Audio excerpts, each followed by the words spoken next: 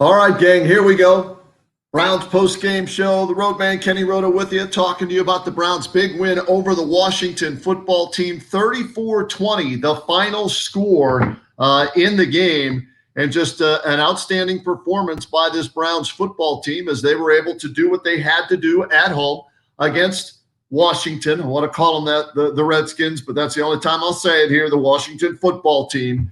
And the Browns, they did enough defensively to win this game. When I say that, 5 turnovers, you say, what do you mean, Roadman? They did enough. They caused 5 turnovers. Well, Dwayne Haskins is a struggling young quarterback staring down receivers, but the Browns still caught the ball, made the interceptions. Myles Garrett with 2 sacks, a strip sack, fumble recovery, and he got the job done for the Browns as well. So the Browns defense gave up some yards, gave up some plays, but did enough.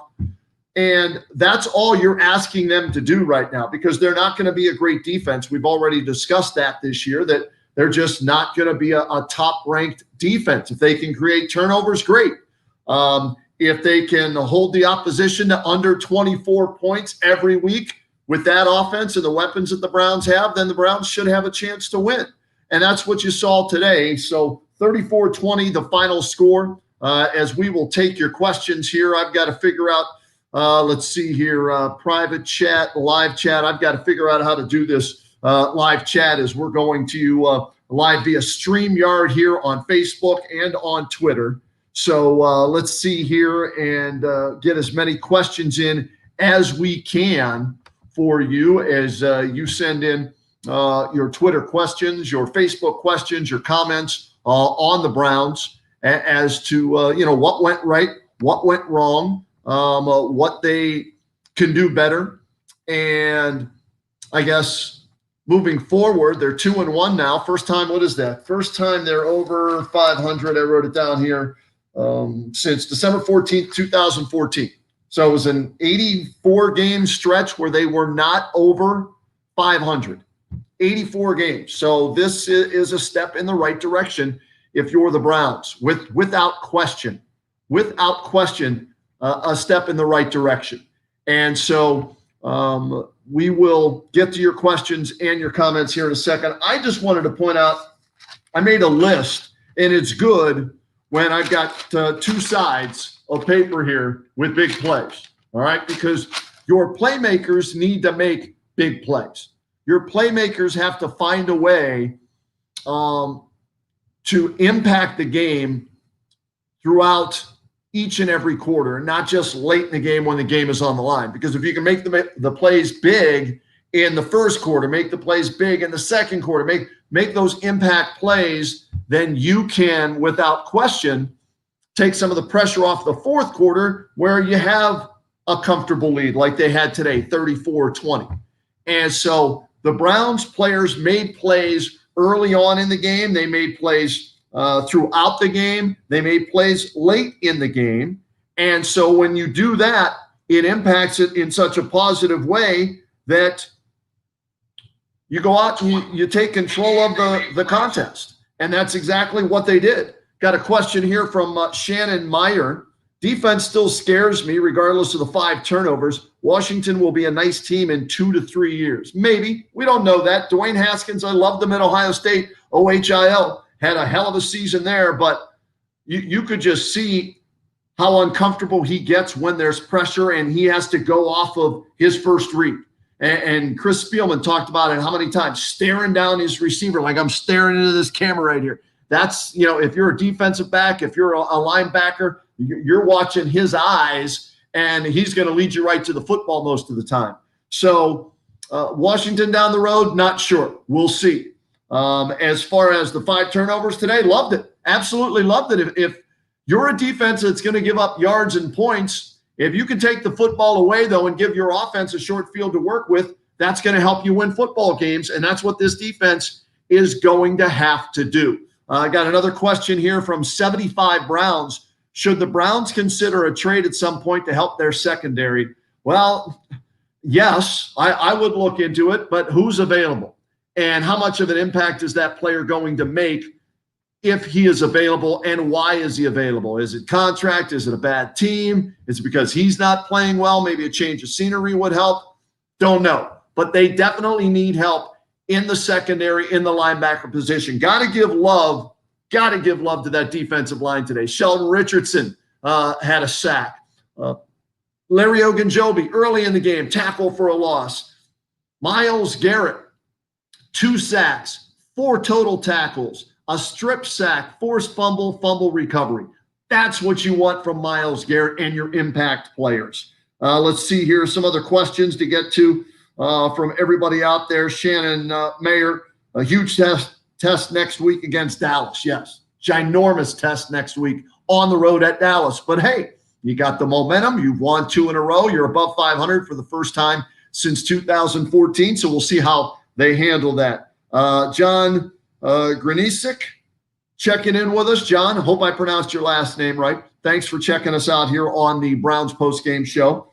For me, as I look at this team, what I'm concerned with after a 2-1 start is consistency on the defensive side of the ball in the linebacker core and in the secondary.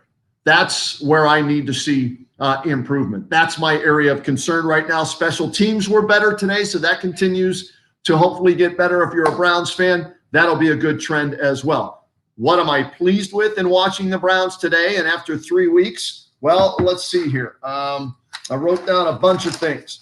Baker Mayfield today. I'm looking at some notes that I wrote down here. Baker Mayfield, 16 of 23, 156 yards, 2 touchdowns, no interceptions. Did he have some off throws? Yes, he did. He wasn't perfect, but he didn't turn the ball over, took a couple of sacks, had the 1 intentional grounding penalty. That's fine. He didn't fumble the football. He didn't throw an interception. Lived to play another down. Punting the football throughout the game, especially when it's a close game or you're in front. So I like the fact that Baker Mayfield had a very average statistical game, but he distributed the football. Let's see, Nick Chubb, 19 carries, 108 yards, 2 touchdowns. Kareem Hunt had 64 total yards in his role out of the backfield and another touchdown for Kareem Hunt. OBJ, 4 catches, 59 yards today. You had Jarvis Landry impacting the game by moving the chains. And when you have this, Harrison Bryant, the rookie tight end, got his first NFL touchdown. Congratulations. Austin Hooper in the books early in this game as well, helping the Browns. So when you have that many playmakers, if you're the quarterback, you know what? Get the ball, spread it around, get OBJ involved, get Jarvis Landry, use your 2 tight end sets and get it to both guys. The running game, again, 155 yards rushing today, 155 for the Browns on the ground. 155 yards rushing today after the 215 last week. So this team is all about the run, and everything will play off of the run for this offense. And I liked Kevin Stefanski's game plan, play calling today. Only his 3rd game as an NFL head coach, right? And after getting blown out by Baltimore in week 1, you bounce back, and your offense racks up some points, racks up some yards, and he's getting a feel for his offense, for his offensive line. Learning how to use both Hunt and Chubb in that backfield, the best tandem of running backs in the NFL, the wide receivers that you have, OBJ and Jarvis Landry. I still don't think they have that 3rd receiver. Kadero Hodge supposedly is that guy. Hollywood Higgins didn't dress today. Don't know what that's about, but that's okay. You got 2 tight ends that you can count as receivers, and Hunt coming out of the backfield as well. Ron Keller checking in with us here. Baker seemed like he couldn't find receivers down the field the first half. Then they had to go all in on the run in the second half. Grandpa Keller, I'm okay with going all in on the run. I think the run is the way this team is going to win football games. Here's what the run does. If you can establish the running game, like I said already, it helps the passing game, play action off the run, and long drives because of running plays, chewing up clock, keeps your poor defense off the field. So sometimes the best defense is a good offense and a ball control offense. I think I had them for 1 drive of over 6 minutes late in the game. One of their touchdown drives was a 6-minute drive, and that keeps a questionable defense off the field, and it allows that defensive line, which is the strength of your defense, all right, to get a breather. to catch their breath and then come out. And when you're ahead, what do? You pin your ears back, you get after the quarterback. And so I loved what I saw today from the defensive line. Is it Gustafson or Gustav or 97, whoever the heck that is for the Browns? Unsung hero role. We're talking about Sheldon Richardson. We're talking about Myles Garrett, Larry Ogunjobi, but 97 doing a nice job. I got to learn his name. I got to here. Hold on. Here, let's pull it up. I've got various outlets to get information from here as we do this Browns post-game show live. All right, we go to deep. I want to give this dude Porter. Okay, it's Gustin. I thought it was Gustafson. I don't know why I thought it was Gustafson. Porter Gustin, number 97. Shout out, tip of the cap to Porter Gustin, doing a nice job for the Browns on that defensive line, along with Myles Garrett, Adrian Claiborne, Sheldon Richardson, Larry Ogunjobi, Jordan Elliott, rotating those guys in and doing a solid job and getting done what has to be done for the Browns defensively to win games. And like we said, we told you from the outset that in order for this team to win games, be in contention for the division title, but more importantly for a playoff spot, what do they have to do? They have to outscore the opposition in what probably will be higher scoring games. All right. So that's what they're doing. That's what we're seeing right now in these last two games. Giving up a lot of points. 20 today's the least they've given up all year. So what was it? 30 last week and 38 the first week, I think, right? So 88 points in 3 games. That's not good, but if you can score one more than the opposition, even though you're giving up a lot, you win football games. Let's get some questions here from people on Twitter. No, I know. I heard Chris Spielman do it. He slipped up. He called them the Redskins one time. I've done it once today, the Washington football team. So I apologize if you're offended by that. Let's see here. I have no confidence the offense can score that many points on a regular basis, from Andrew on Twitter. Well, obviously, it's going to depend on who they play. That comes into play big time. And let's look right now at their schedule. They've got Dallas next week. The Browns do. Okay, that's a road game. After that, Indianapolis. I think they can score on Indianapolis. I'm not afraid of the Indianapolis Colts. Pittsburgh, at last check, the Steelers and the Texans were in a dogfight. Let's see if it went final. It did. Steelers go to 3-0. They win that game 28-21. So the Steelers are in first place right now by a half game over Baltimore, who will play Kansas City either the Sunday night game or the Monday night game. So Baltimore will either be tied with Pittsburgh for first or tied with the Browns for second at 2-1. But like I said, Indianapolis doesn't scare me. Dallas going to be a tough road game next week. At Pittsburgh, following the Indianapolis game, tough one there. At the Bengals, that's a winnable game there. Las Vegas at home. Through 1, 2, 3, 4, 5, 6, that gets you to 8 games right there for the Browns. And for me, I had them at 4-4 going into the bye week through 8 games. If they can be 4-4, maybe 5-3, steal one somehow, some way, that's a playoff team. And what I mean by that, that's a team that will contend in the second half for the playoffs and possibly get in, because second half, Houston, Philly, Jacksonville stinks. Tennessee always gives the Browns trouble. The Giants are on the schedule. The Jets are on the schedule late in the season. So it's going to be an interesting season for the Browns.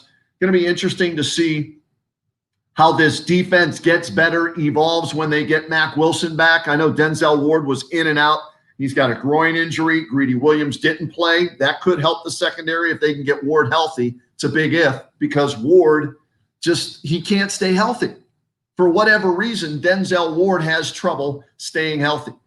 And the Browns need him out there. I thought Mitchell did a nice job today covering scary Terry McLaurin, but without question, they need their 2 starting corners in there, in Denzel Ward and Greedy Williams. When they'll both be healthy and playing to start a game at the same time, I couldn't tell you that. And Mack Wilson, I I don't think he's your answer at linebacker, but at least he's a starter that you could get back. Now, B.J. Goodson had an interception today. Tip of the cap there to Goodson. Who else? One of the other Browns players had an interception, and I'm learning some of these new guys for the Brownies as we go to the roster again and we check in on number 56 for the Browns for, let's see here. That would be Malcolm Smith. They picked him up before camp. So he's a veteran linebacker. He had an interception today. They did some good things today. They won a football game, and that's all that matters. Enjoy it for 24 hours, then it's on to the Dallas Cowboys. That's the best way I can put it. Move on to the Dallas Cowboys. Enjoy this. You should have beaten Washington at home, and you know what? They did. All right, let's get some more questions in here from Facebook. Hey, what's up, Seth? Thanks for checking us out today on the Browns post-game show. Appreciate that. Let's see here. Dave Sheets also checking in with us. Good to see and hear from Dave. Craig Easterday. Like seeing OBJ and Jarvis in the slot from Billy Blystone. Any way they can get those guys involved, yeah, they moved them inside today, and it worked. It was a compliment to the running game. Yeah, they didn't go downfield. Here's the thing that I love. They didn't force it downfield, okay? They didn't, and Baker didn't throw an interception. Baker made better decisions today, got rid of the ball quicker today, rolled out on some plays again, which is a positive. So, those are things that this team can definitely build off of. The players can build off of, and it'll be fun to see this offense if they can stay healthy up front. And let's give the line over. Did we even talk about Jedrick Wills Jr., the left tackle, the rookie left tackle today? No, and that's a good thing. That's a good thing that they didn't talk about the rookie left tackle. That means he didn't get beat. Maybe he did, and I just didn't mark it down. But I don't remember hearing his name, and I watched the entire game. I didn't hear his number called for a penalty, right? So he's never played left tackle before at the NFL level. He's a rookie, and 3 games in, and he's holding his own. It's a good sign right there for Jedrick Wills. A very good sign right there. Let's see here. Another one from Billy Blystone. At the beginning of the game, Baker had some happy feet. He did. Baker doesn't look as comfortable in the pocket, Billy, as he does when he's bootlegging right, bootlegging left, scrambling, throwing on the run. He tends to be more confident in himself, more accurate, if you will, when he's a little bit outside the pocket or throwing on the run. And that's something that they'll work on with him. They'll see that on film. I'll give you an example. They'll see that on film, just like what Chris Spielman pointed out in the game. Early in the game, remember, Nick Chubb had a run, and Chris Spielman said, well, he could have jump cut or bounced it outside. There was a hole outside, and he didn't see it. And then what happened on his touchdown run of, 16 yards, I think it was? What did he do? It went inside, then he bounced it out and went to the end zone. So that's good coaching right there on the sidelines, probably getting in his ear and saying, hey, there was a cutback lane for you. We're going to run that play again. Keep an eye on the cutback lane. And he scored. Same with Baker Mayfield. They're going to see that on film. They're going to see where and they have the analytical breakdown, the statistics out the wazoo of, all right, Baker between the tackles, this percentage. Baker rolling to his right, this percentage. Baker rolling to his left, this percentage. They're going to get all of those statistics, those analytical breakdowns, and factor that into the game plan and work on that in practice as well with Baker.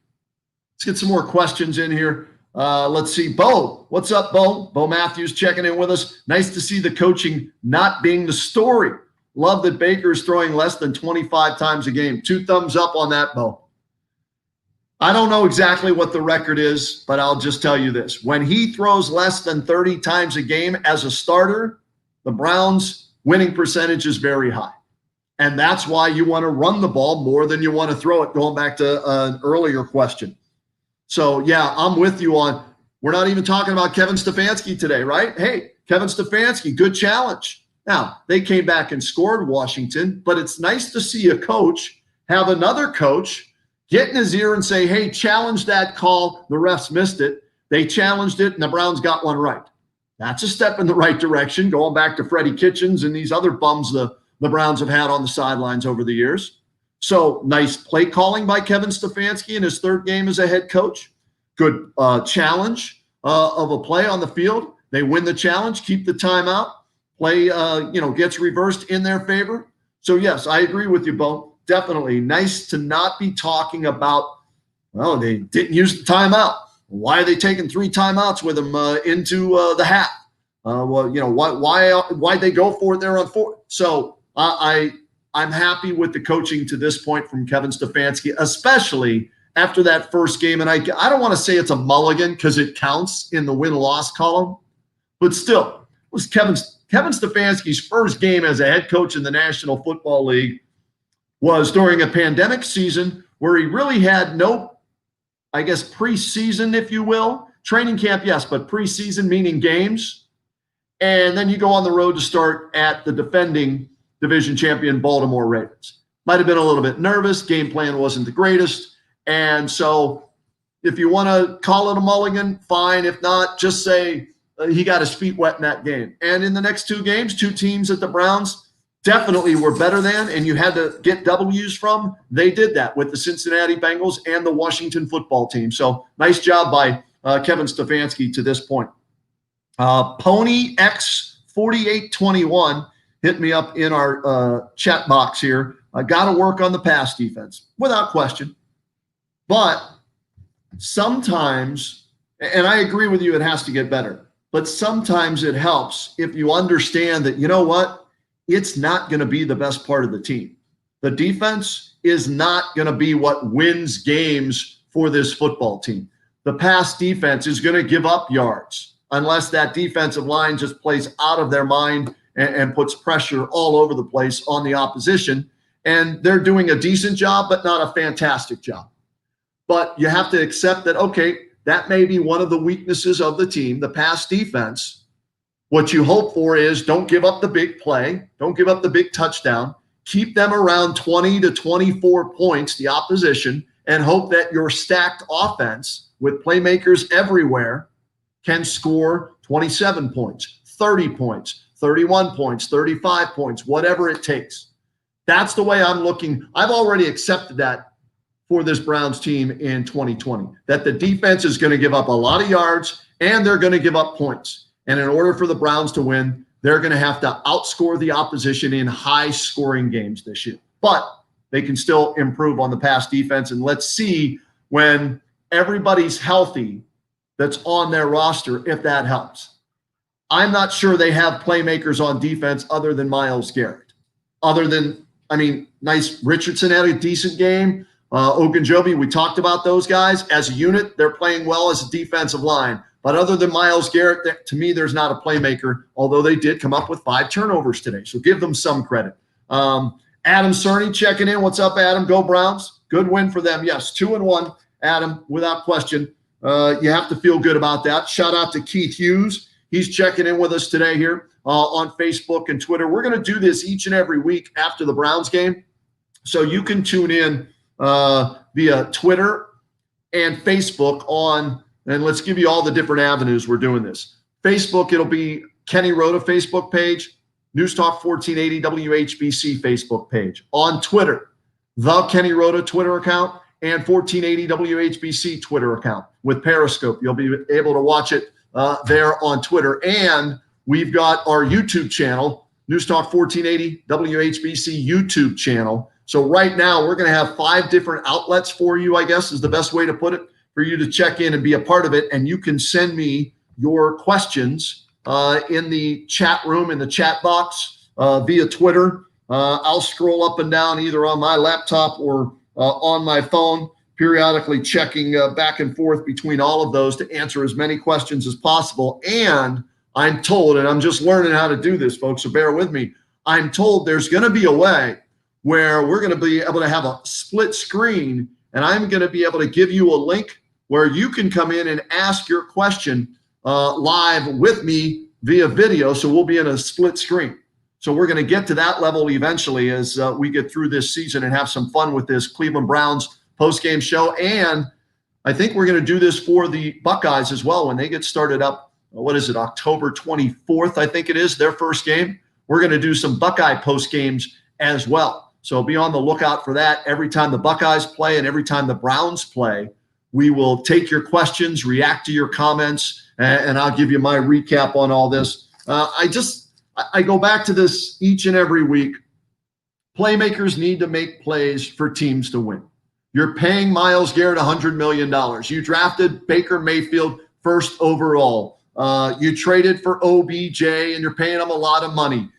You took a chance on Kareem Hunt, and you gave him a contract extension. You expect him to make plays. Nick Chubb is your best all-around football player, and you expect him to make plays. Well, check this out. Playmakers need to make plays. Here's my old school notebook. Can you see that right there? I love just doing it the old school way. Baker Mayfield, 16 of 23, 156, 2 touchdowns, no interceptions, no fumbles, no turnovers. Myles Garrett, 4 tackles at last check, 2 sacks, 1 fumble recovery off of his own forced fumble. Impact play. Nick Chubb, 19 carries, 108 yards, 2 touchdowns, a 16-yard touchdown run, a 20-yard touchdown run. Kareem Hunt, getting him the ball 10, 15 times a game, 64 total yards and a touchdown and a great OBJ one-handed catch. Well, speaking of OBJ, 4 catches, 59 yards. Now you hope, and he came out and said this week, you hope that his words are true deep down. And what I mean by that, OBJ, hey, as long as we win, I'm okay. I'm all about winning at this point in my career. 4 catches, 59 yards. I think 18 was his longest today. He didn't get in the end zone, but they won. You hope that he is true to his word and that he is happy, and he's not going to bitch and moan if these are similar numbers he puts up in Browns wins. Now, if he puts these numbers up in Browns losses, I know he'll gripe. But he did his job today. Cody Parkey, let's not overlook the special teams today. Cody Parkey, 4 of 4 in extra points. Their kicker missed an extra point. 2 of 2 in field goals. They had 6 kicks, and the kicker put all 6 kicks right through the uprights. That's what you want from your kicker. And you might say, well, Roadman, come on. The kicker isn't a playmaker. Yes, he is. He puts points on the board. So when he's called on, it's his job from wherever it is, whether it's the 30-yard line on extra points, 35, 40, 45, 50, 55, however long the field goal is, it's his job to put it through the uprights, and Cody Parkey did that. And I want to give some credit to that defense today. Much maligned, giving up a lot of points through the first 3 games. We're still talking about them here, but guess what? 5 turnovers. 5 turnovers is 5 turnovers. They took the ball away from Washington, kept them from scoring 5 different times. Now, did Dwayne Haskins Jr. give a few of those to them? Absolutely. Staring down the receiver, we've already talked about that today. But still got to make the catch. You still got to be in position to make the play, and the Browns did that. Carl Joseph with a nice interception and a big hit early in the game as well. So let's get a couple of more questions in here. Here's another one on Twitter. Roadman, do you think they can continue with the rotation at running back and keep both of those guys happy? Did you hear what Nick Chubb said this past week? Nick Chubb, who's the feature back, the best player, in my opinion, on this football team. Nick Chubb going out of his way saying, man, I wish we could get Kareem Hunt the ball a little bit more. That's a guy he's sharing time with, splitting time with. I think Nick Chubb knows he's going to get his touches. He's going to get his chance to run for 100 yards, you would think, almost every week.